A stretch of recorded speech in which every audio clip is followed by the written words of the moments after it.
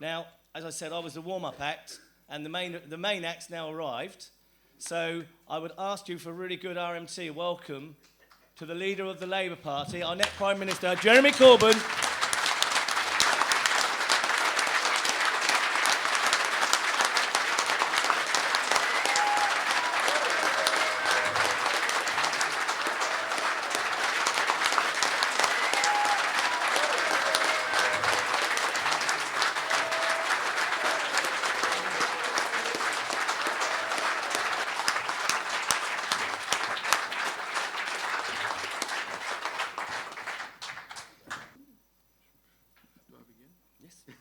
The floor is yours, Jeremy. Sean, thank you very much for that introduction, and thank you very much for inviting me here today. And thank you, Mick, for the invitation. Very happy to be here in Exeter. It's a great railway centre, a great railway town, a wonderful place, and there's lots of sunshine, as you can see from my nose. Also, I want to thank the international guests that are here today, some of whom I spoke to this morning from Ireland, from New Zealand, and the United States, and for the union for inviting me here. And it's always been a pleasure to work with the RMT, both at a local level in my own constituency and through the parliamentary group and through all the work that you do on the rail industry. And I look forward to that close working relationship over the next few months and indeed over the next few years, when we hope to be in a position to totally change legislation in this country. Thank you very much for the invitation. We're here in the southwest of England, and at the general election, Labour's vote increased more than any other region in the whole of the UK. We won here in Exeter, doubling our majority. We gained Plymouth, Sutton and Devonport just down the road, and in Bristol North West, both from the Tories. And we won back Stroud, which means that a very long-term supporter of the RMT, David Drew, is back in Parliament, has been a brilliant campaigner for the railway industry and railway workers on Western Region. So I'm sure you'd all be really pleased to know that David is back in Parliament. All in all, Labour gained seats in the general election for the first time since 1997. We gained seats in every region and every nation of Britain, and our vote increased by more than any election since 1945. We gained nearly 13 million votes on a democratic socialist manifesto. And I want to thank all of you here for the support you gave to the party and the support you gave to individual Labour candidates, including me, in the general election. It's very much appreciated, and I enjoy working with railway workers in whatever part of the industry they work, and of course with the union on its very important policy development work, which we learn a great deal from. And I want to remind you, because I'm sure you're all avid readers of it, what the front page of the Daily Mail said when our manifesto was leaked. Does anybody here read the Daily Mail? Is anybody going to admit to that? No, it's all right. It read, and I quote, "Labour's manifesto to drag us back to the 1970s with the subtitle, 'New Suicide Note Vows to Renationalise Rail, Energy and Post.'" The problem of the Daily Mail is that about 2/3 of the public want these things to be back in public ownership. And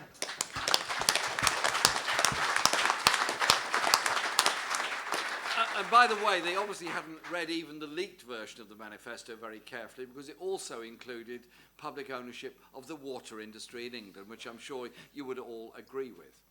What people don't want is billionaire bosses locating themselves in tax havens, whether that's newspaper bosses or privatised rail bosses. What they want is people in this country paying their taxes here for the profits they make here. We will prioritise public services over private profit, and that's why we'll start by bringing railways back into public ownership, either as franchises expire or in other cases with franchise reviews or with break clauses.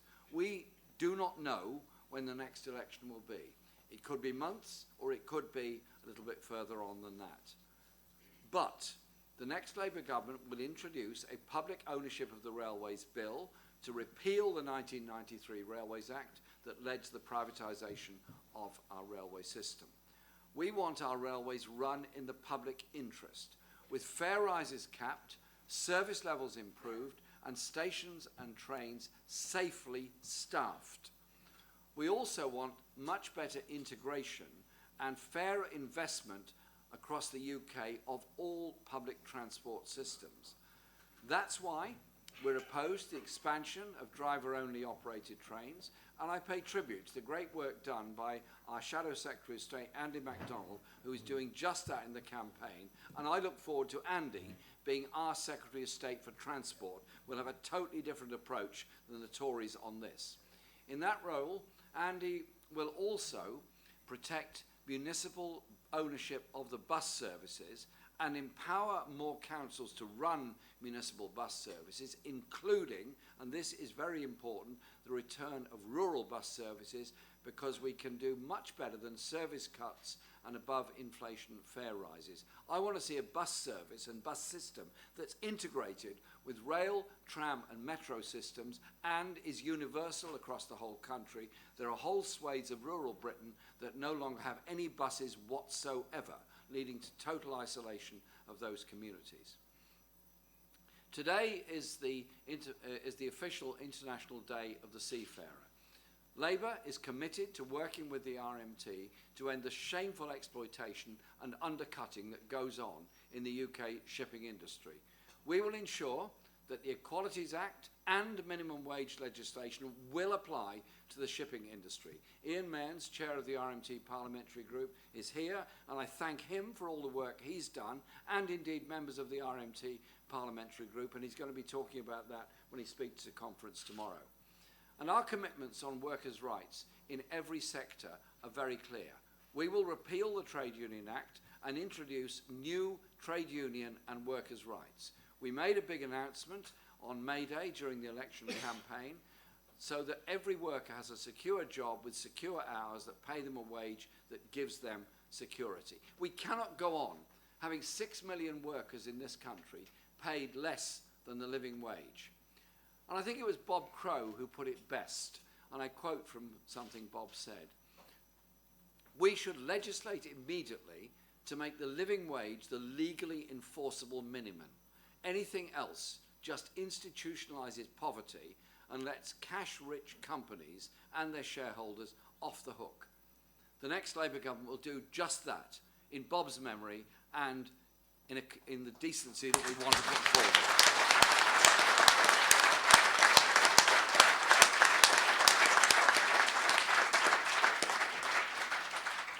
I know that you will be debating the future relationship with the Labour Party. That's a matter for you and the members of the RMT to decide, not me. But I just want to put this to you. I'm proud to be speaking here at this conference, and I'm proud to work with the RMT, as I do with the other rail unions, on developing our transport policy. It's impossible to develop a serious transport policy in Britain unless you work closely with those that are delivering the transport services all across the country, on mainline railways, on suburban railways, on metro, on buses, all the other things that are so important about integration. You can only learn from those that actually do it day in, day out. And I meet many of your members every day because, as you know, I'm an inveterate rail traveller, and I have to say the best informed advice I ever get is from those on the trains who come and tell me what's going on. But our relationship between the Labour Party and the RMT is a very deep one. It was the Doncaster branch of the predecessor union, the Amalgamated Society of Railway Servants, that moved the resolution of the 2UC that led to the formation of the Labour Party in the first place. Your motto, unity is strength, is a truth learned in struggle. It's what delivers jobs, better pay and conditions for your members, safer workplaces and much more. On a daily basis, the RMT demonstrates that unity is strength. Your strength comes from your organisation in workplaces, your membership density, and from standing up for your members representing their interests. And I particularly commend the international work that the union has done. And I remember travelling with Bob Crow to the USA to address the Longshoremen's Union in San Francisco. And it was that sense of internationalism that Bob was presenting on behalf of the union that very much impressed me, but it's also the day-to-day sense of international solidarity that Mick and others represent on behalf of the union day in, day out. What I also want to commend the union for is the education system you have for your members. I often speak to Workers' Education Association shop stewards groups, and I'm always impressed with how well-informed, well-educated and knowledgeable RMT shop stewards are, because they've been through your education system. In putting money into union education, you're putting money into the future of the trade unions in this country and strengthening of the labour movement in all its forms and all its parts. And I thank you all very much for that. That is in the great tradition of trade unionism in this country. Thank you for what you do there.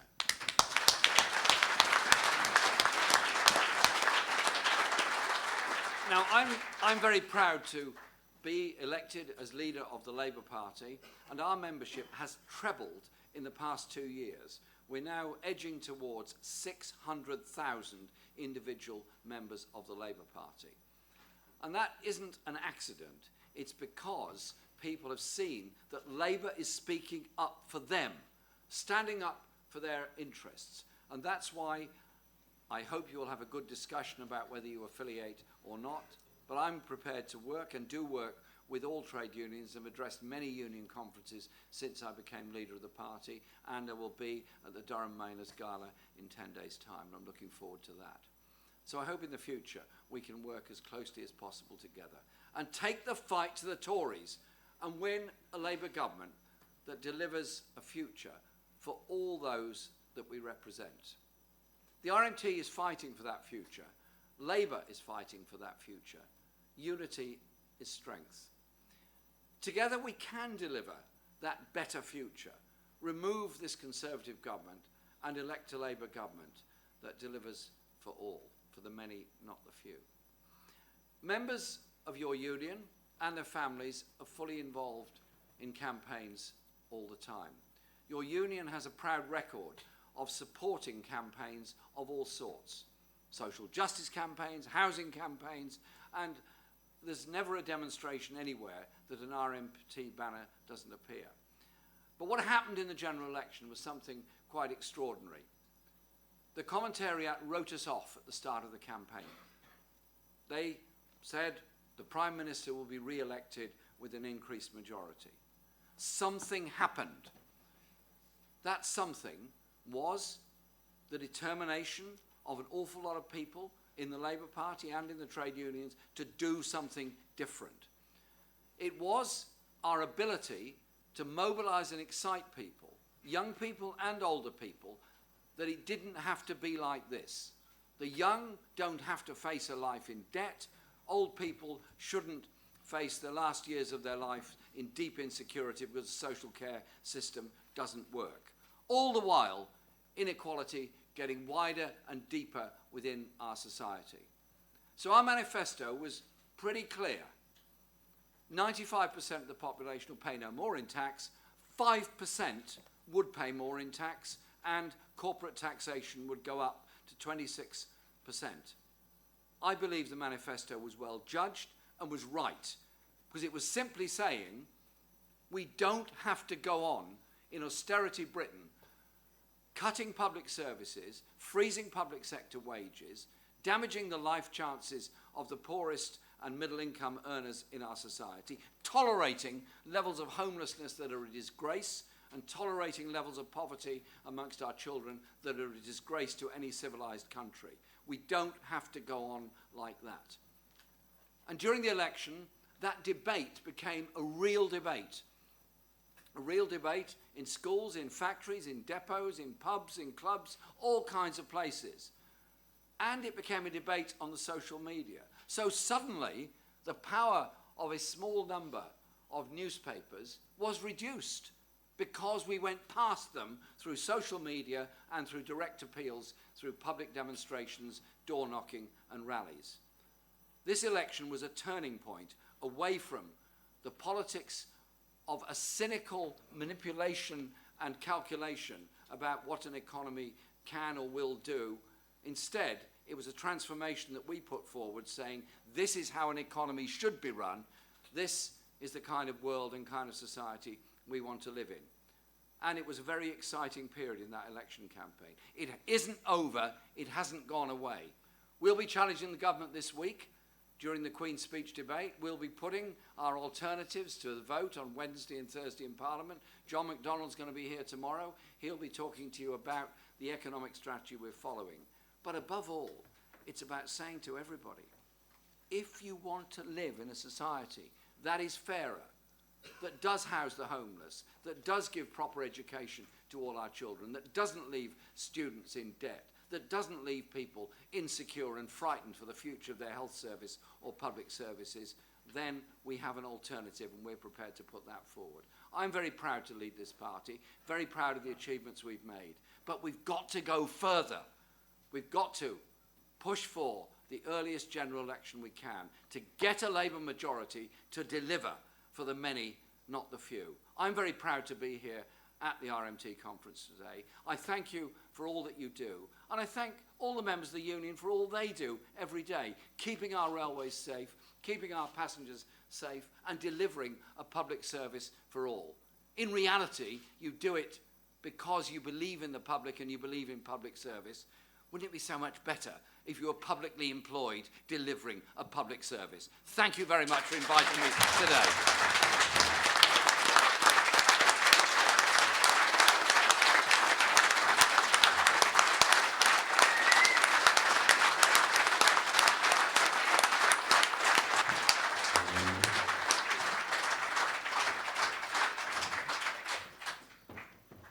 Thanks very much, Jeremy. And just to make sure everybody understands why Jeremy's here, he was going to be here last year, if you remember.